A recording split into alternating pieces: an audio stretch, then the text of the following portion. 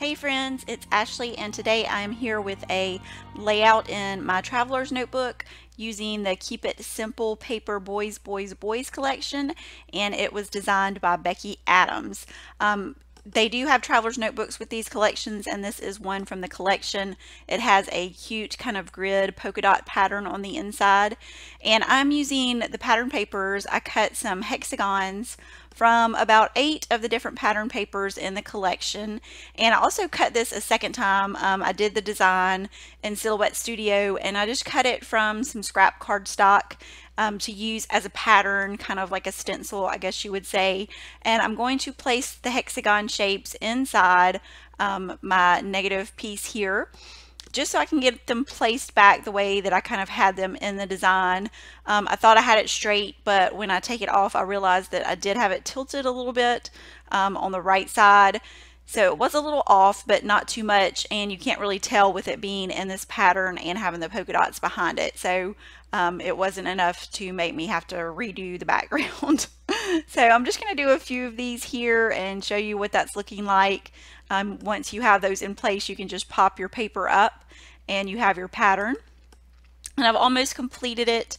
I have a few more of these to go. I had a lot more blue pattern paper hexagons, and so I wanted to make sure I had those spread out. So I had these blue ones all at the end, and wanted to make sure I got those placed so they weren't all next to one another, just so it was a good variety of color on the background there. And of course, my hexagons overlapped the center of the Traveler's Notebook. So I just went ahead and placed all of them, and then I wanted to go back and cut them. So I just used my pencil to kind of make a little mark there. And even though I'm using permanent adhesive, this is the permanent adhesive roller from scrapbook.com, it still will pull up usually fairly easily, depending on what kind of paper. If it's a really thin paper, it usually will tear, but I have found that it usually pulls up pretty well on most papers, and if you put it back down, then it sticks really well. So I knew that I could pull these off and get those kind of cut and added back to where they're supposed to go. So I'm just kind of placing those back together, and I could tell here that it kind of shifted because as I went down, my hexagon part that I was cutting got a little smaller and smaller. So I knew that that's why it was tilted just a little bit. And I do add this one with the roller, but I do have to go back in just a bit and add some liquid adhesive to that to make it stick. And this is my photo. I actually printed it in 2 different sizes because I wanted one that was big enough that you could see the photo, because I think it's a really cute close-up picture of Reese. But I also didn't want it to be too big where it covered up the hexagon pattern in the background. So I just went ahead and printed it twice. Sometimes I can tell just by it being on the computer. I had the design of the hexagons in Silhouette Studio, and sometimes I can kind of tell by that, but this one didn't really give me a good idea, so I decided to go with the bigger one because I felt like that one really stood out and it really didn't cover too much of the pattern that I had put on there, so I liked that. And then I can save the smaller one because sometimes I do scrap the same photo more than once, sometimes maybe 3 times, so I just put that aside. I could save it for later. And these are the ephemera pieces. They're on a sheet and they're just kind of perforated around the shapes. And so I just chose a few of those that I wanted to use around the layout. I like these little phrases that they have, the little kind of die cut pieces, I guess you would say. And so I really liked the words and the stars, so I just picked out a few of those, and I'm going to use my liquid adhesive for the stars because I just wanted to make sure that those were secure. It has such a small area since they're kind of small, so I just went ahead and used my liquid adhesive for those. And I liked the little boys piece there, and I liked that it contrasted the hexagons, so I kind of just added it in that little spot there to finish that side off. And I like the kind of wonky edge, not having the hexagons all like lined up and even, that they're kind of like just some here and some there. So I really liked that look, and that's what I was going for when I decided to do this design. So I'm going to add this other little word phrase here. It says, so there's this boy. And I had thought about cutting that one and just having it say this boy, but I liked it going across right there, so I just decided to keep the whole piece. And then these are the stickers. So I'm going to add a sticker here.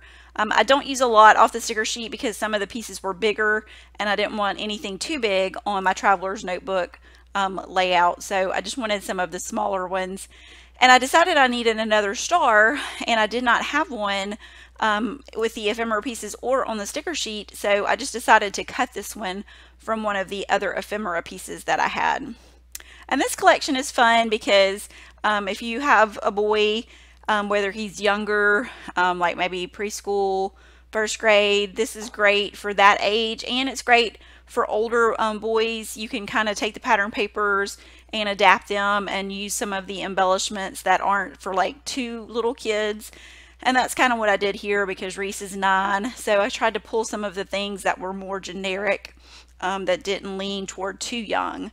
And you can see it has a variety of things. It has rockets, it has superheroes, it has dinosaurs. So it's got all the bases covered with all of the different little images and things. And then these were actually a part of the ephemera. These are some other hexagons, but they were turned with the point up. And so I didn't want to kind of mess up the flow of the hexagons that I had used. So I just decided to take those off because I wanted to use the little words from there as my title. And so I just cut out the eat, sleep, play, and I just put those on my own hexagon. So that worked out really well. And I just wanted to kind of have those spaced out here on the layout. So I get all 3 of those cut out. And before I was kind of trying to find that same kind of little constellation paper to see if I had one where I could put sleep. But the way those were placed, I wasn't able to use one of those again for sleep. So I started out on the stars. That's where I initially put it because the stars kind of also remind me of sleep.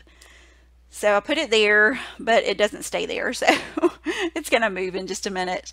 And then I got that last one with the word play. So they kind of go in a visual triangle around the layout. And here's me adding that little bit of liquid adhesive to secure that little piece of the hexagon.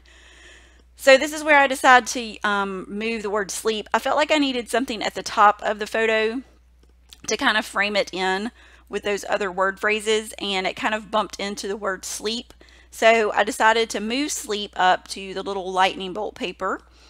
And it still worked out kind of in that visual triangle, and then that way I could add the little phrase here above my photo. And I'm going to finish off with my date stamp. And I hope you enjoyed watching this video today. You can check out Keep It Simple Paper on Instagram. And if you liked my video, I hope you will give me a thumbs up. You can see the finished layout in a close-up here. Thanks so much for watching, and I'll see you next time.